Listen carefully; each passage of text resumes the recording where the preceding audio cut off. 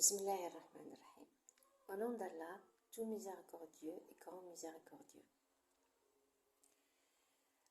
Salut, prière sur le prophète Mohammed et sa famille et ses compagnons et tous les successeurs de ce prophète jusqu'au dernier jour. Je suis étudiante niveau licence, spécialité fiqh et origine de fiqh. Et j'ai appris au cours de mon chemin universitaire en études islamiques des notions nouvelles qui ont enrichi mes connaissances concernant le fiqh islamique dont je suis intéressée. Ça fait presque maintenant 25 ans. En tant qu'étudiante, je peux dire que ce savoir qu'est le fiqh islamique, ainsi que les origines de fiqh, qui est un savoir indépendant et au service du fiqh islamique, je peux dire que j'ai découvert une nouvelle vision qui est très simple et facile pour atteindre le jugement de Sa Majesté Dieu concernant les questions de la vie qu'on peut se poser. On va commencer par la première des choses. C'est le hadith authentique du prophète, salut et prière sur lui, concernant la séparation de la nation. Le prophète a dit « Et ma nation sera séparée en 73 groupes, tous dans l'enfer, sauf une, celle qui est selon ce que je suis aujourd'hui, moi et mes compagnons. » Les savants de Al-Sunnah ont dit que cette expression dans ce hadith veut dire selon ce que je suis, moi et mes compagnons, c'est-à-dire Coran, Sunna, avec compréhension du Salaf. C'est-à-dire ce qu'on a hérité du Salaf comme expression concernant les versets du Coran, ou bien concernant les ondits du prophète, ou bien leur vision, concernant la religion, certaines questions de la religion. Les compagnons du prophète, ce sont des gens qui ont vécu avec le prophète, et ce dernier a attesté, c'est-à-dire notre prophète, il a attesté que c'était la meilleure génération dans toute sa nation. D'accord. Bon, le hadith, ma nation sera séparée en 73 groupes, tous dans l'enfer, sauf une, celle qui sera gagnante, celle qui est selon ce qu'était le prophète, lui et ses compagnons aujourd'hui, c'est-à-dire à cette époque-là. C'est pourquoi on trouve que les sunnites salafis, ce sont des gens qui ont gardé la manière du prophète dans la vie, comme il a vécu à cette époque-là. Ils vivent à cette époque-là, que ce soit les croyances, que ce soit les paroles, c'est-à-dire les invocations, que ce soit la manière d'être dans la vie, la manière de se comporter, beaucoup de choses dans la vie du prophète sont pour nous un exemple à suivre. C'est un bon chemin, c'est une bonne voie, c'est une voie de paix. Si on la suit, on est gagnant. Mais personnellement, d'après les études, d'après ce que j'ai appris des savants de Al-Sunnah, que ce soit salafi ou sunnite, d'après ce que j'ai appris des études universitaires concernant le savoir de Al-Sunnah, le bagage de savoir utilisé par les fuqaha, je peux dire que c'est plus large que ça, c'est plus vaste, et ça coïncide très bien avec le nom sacré de Sa Majesté, le Vaste. La vision est la suivante. Selon ce que je suis aujourd'hui, moi et mes compagnons, c'est-à-dire on est selon le Coran, la Sunna du prophète, aujourd'hui on dit authentique, et du prophète et avec compréhension salafi. C'est quoi compréhension salafi? J'ai découvert cette compréhension dans un hadith dans lequel le prophète s'est dirigé à ses compagnons, et ceux-là ces derniers, ils ont traité ce hadith d'une certaine façon, de façon différente, et qui montre la manière de comprendre un texte de wahy en général, c'est-à-dire la compréhension salafi. Le hadith concernant cette compréhension, c'est ne faites pas la prière du Asr qu'à Bani Qurayda. Les compagnons du prophète qui étaient présents,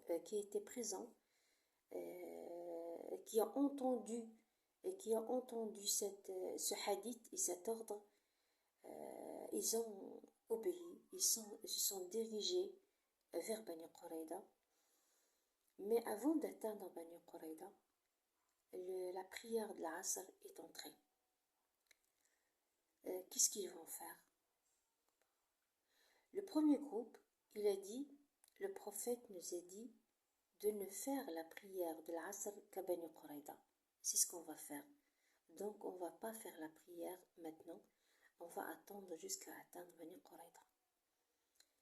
Le deuxième groupe, il a dit la raison pour laquelle le prophète nous a dit ça, c'est pour qu'on fasse vite et atteindre Bani Qurayda à l'Asr. On a essayé, mais on n'a pas réussi. Donc, on peut faire l'Asr là où il nous a atteint et ensuite continuer le chemin vers Bani Qurayda. Le premier groupe, il a utilisé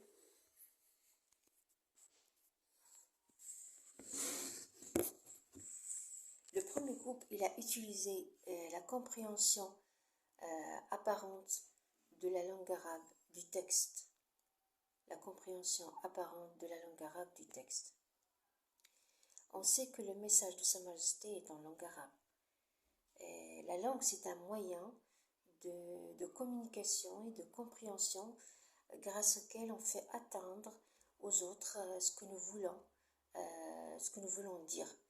On s'exprime de façon pour qu'ils nous comprennent qu'est-ce qu'on veut. Donc la compréhension apparente, c'est une compréhension salafi. Il a été utilisé par les compagnons, c'est pourquoi on dit qu'il est salafi. Ça, c'est une compréhension admise. On a un savant très connu dans notre histoire de l'islam qui s'appelle Ibn Hazm l'apparent. C'est un grand savant sunnite salafi qui n'utilisait que la compréhension apparente de la langue arabe des textes wahy. Donc ça c'est le premier type dans ce texte de compréhension salafi. C'est un mode de compréhension avec n'importe quel texte wahy. Si nous utilisons la même manière, c'est-à-dire ce que la langue arabe du texte, que ce soit Coran, que ce soit Sunna, la langue arabe, ce que ça signifie en apparence, on l'accepte. C'est une compréhension salafi, il est admise pour déduire le jugement de Sa Majesté. On va s'assurer de ça après. Le deuxième groupe, il a dit la raison pour laquelle le prophète nous a dit de ne faire la prière qu'à Bani Qurayda, c'est pour qu'on fasse vite et pour qu'on fasse vite et qu'on atteigne Bani Qurayda à l'Asr. Ils ont utilisé un autre type de compréhension, c'est la logique, c'est la raison pour laquelle le prophète leur a dit cet ordre. Pourquoi le prophète a dit ça? C'est pour qu'on fasse vite. Donc la raison pour laquelle il faut faire la prière à Bani Qurayda, c'est atteindre Bani Qurayda à l'Asr. Cette raison n'est pas là, donc le jugement ne sera pas là. On va faire l'Asr là où on est.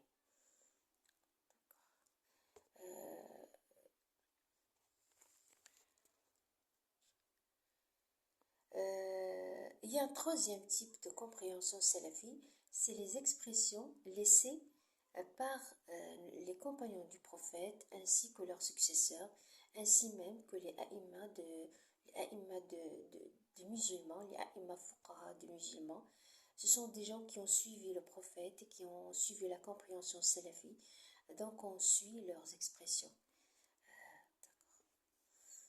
Parmi les expressions utilisées concernant les a'imma al-fuqaha, l'expression qu'a laissée l'imam Malik qui dit que de chacun, de la parole de chacun, on prend et on laisse, on garde et on laisse, sauf la parole de ce dernier, de celui-là.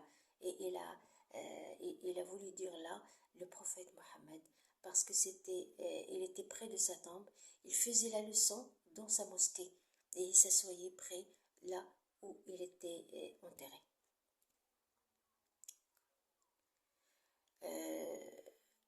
Donc ici on a parlé de la compréhension salafi. Il y a une chose à remarquer concernant ce mode de compréhension, c'est que les compagnons du prophète qui ont entendu ce hadith, ils ont essayé d'atteindre ce que supporte ce hadith, ce que supporte comme compréhension ce hadith. Le premier groupe, il a utilisé une façon, le deuxième groupe, il a utilisé une autre façon, et tous les deux supportaient pas le hadith. Donc, cette manière aussi, cette remarque, on peut l'utiliser dans le fiqh islamique pour déduire le jugement de Sa Majesté. Maintenant, on va voir qu'est-ce qui s'est passé lorsqu'ils ont rencontré le prophète Mohammed. Ses compagnons, et effectivement, ils ont rencontré le prophète Mohammed et ils ont raconté ce qui s'est passé avec eux. Le prophète n'a rien dit. Nous savons de Ahl-Sunnah, Fuqaha, disent que lorsque le prophète ne dit rien, cela veut dire qu'il est d'accord. Parce que s'il y avait quelque chose à nier, il faut qu'il le fasse. Il ne faut pas qu'il reste comme ça, sans rien dire. Donc, il était d'accord avec le premier groupe et sa compréhension, et avec le deuxième groupe et sa compréhension.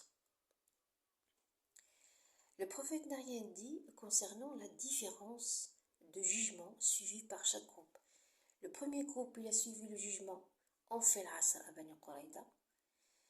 Le deuxième groupe, il a suivi le jugement, on fait l'asr là où on est, étant donné qu'on n'a pas pu atteindre Bani Quraïda à l'asr. Donc ici, on a une différence de jugement entre deux groupes de compagnons du prophète, et le prophète l'a admis. Il a admis la différence de jugement concernant la même question. Ce qui veut dire, lorsqu'on a une question et qu'il y a des différents jugements, et que ces jugements sont bien bâtis et sont déduits à partir d'un effort bien bâti, qui a pris en considération l'authenticité des arguments et la compréhension salafi des arguments, et la bonne intention bien sûr pratiquée par le savant qui a exercé l'effort, cela veut dire qu'on admet ce jugement. Même si cette question présente 4 jugements différents, chacun est considéré chez Sa Majesté, parce qu'il s'agit d'un savoir correct. Le prophète, il a dit concernant cette question, qu'est l'effort? Il a dit, si le juge fait un effort, et que l'effort est correct, il est récompensé 2 fois. Et s'il est incorrect, il est récompensé une seule fois.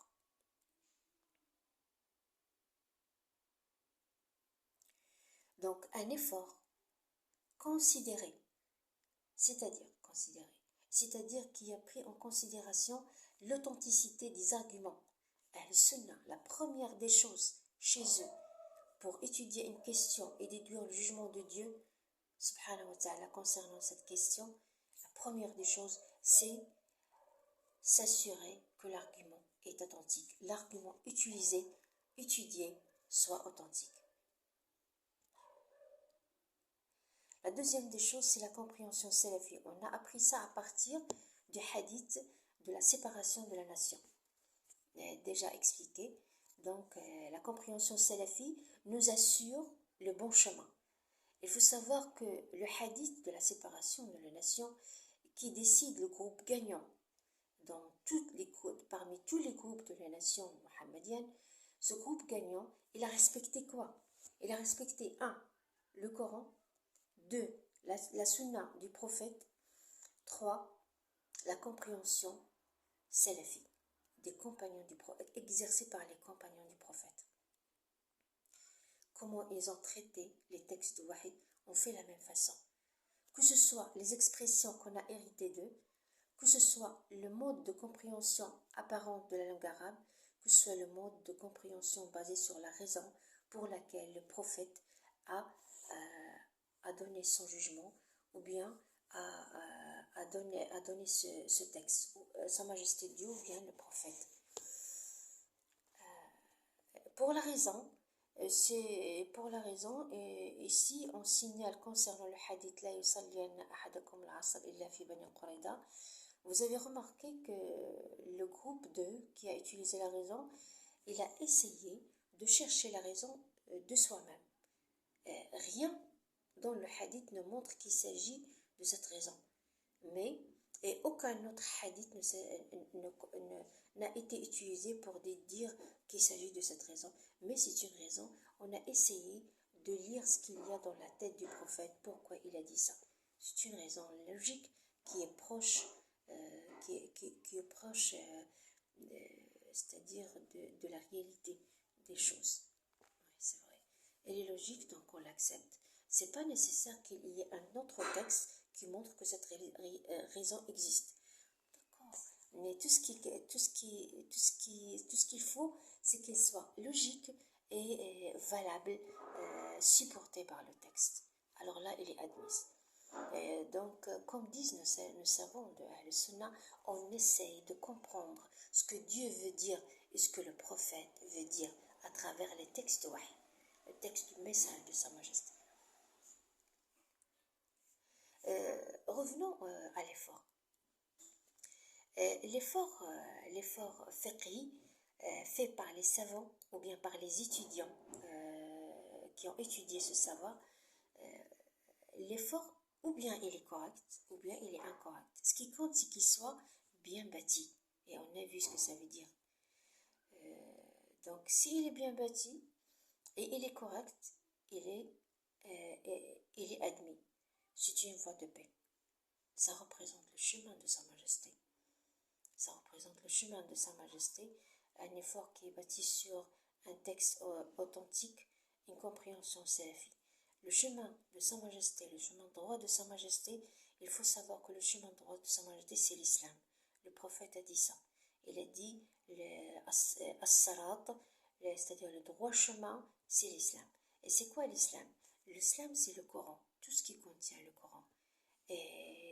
C'est-à-dire authentique et non annulé, de tout ce que contient la sunna authentique du prophète Mohammed, ainsi que la sunna des Khulafa Rashidin Mahdiyin, comme a dit le prophète dans un autre hadith, suivez ma sunna et le sunna de mes compagnons, des Khulafa Rashidin, sages et guidés.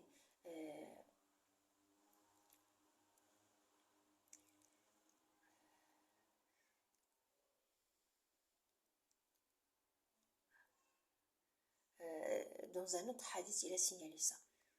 C'est bon. Donc, le chemin droit de Sa Majesté, c'est le Coran, la sunna authentique et la compréhension salafi des deux, exercée sur le Coran, exercée sur la sunna. Si nous respectons ce mode du chemin droit, on est dans le bon chemin. On est dans le chemin. C'est ça le chemin. Donc, tu respectes ça, que ce soit, même si la différence des jugements est là, entre les savants, ils ont respecté ça, donc on admet leur jugement et on peut suivre ce qu'on veut. Je dis bien ce qu'on veut parce que tous ils sont récompensés, on n'a rien à craindre, il n'y a pas de punition. S'il est faux, c'est une fois récompensé. S'il est correct, c'est 2 fois récompensé. Il n'y a pas de punition, étant donné qu'il est bien bâti, étant donné qu'il a pris en considération l'authenticité du texte, la compréhension salafi. Et bien sûr la bonne intention. Pour les étudiants, les savants qui veulent faire l'effort, il ne faut pas oublier une chose aussi, c'est la prière. Se diriger vers Sa Majesté et compter sur lui pour qu'il nous guide vers le bon chemin, vers le vrai, et pour qu'il nous donne sa lumière, pour pouvoir comprendre tout ce que peut supporter un texte, pour présenter à notre nation tous les choix possibles concernant cette question. Le Cheikh Al-Albani, rahimahullah, il a dit dans une expression, il a dit il faut laisser tous les jugements différents concernant la même question, il faut les laisser apparaître. Ainsi, on est sûr et certain que le vrai est entre nous. Parce qu'il n'y a que ces jugements, il n'y a pas d'autre que ça. Donc, on essaye, que ce soit le savant, que ce soit l'étudiant, il essaye d'éteindre tous les jugements supportés, que cette question peut avoir. Il peut utiliser différents arguments, il peut utiliser différents types de compréhension, et ça donne des jugements différents.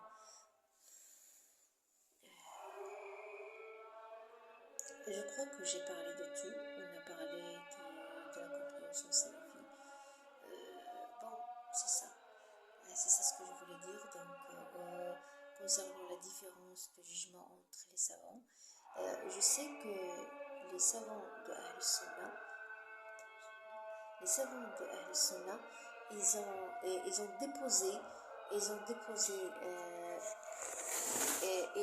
déposé 7 critères pour faire le choix entre les différents jugements concernant la même question. Mais ce que j'ai découvert dans ce hadith, la yusalliyanna ahadakum al-asr illa fi bani Qurayda, c'est que le prophète a admis les différents jugements. Et aussi, on a vu que l'effort, lorsqu'il est bien bâti, eh bien, on admet tous les jugements qui existent, qu'ils soient corrects, qu'ils soient incorrects. Tous sont récompensés. Bon, c'est tout. Alhamdulillah. Subhanakallahumma wa bihamdik, ashhadu an la ilaha illa anta, astaghfiruka.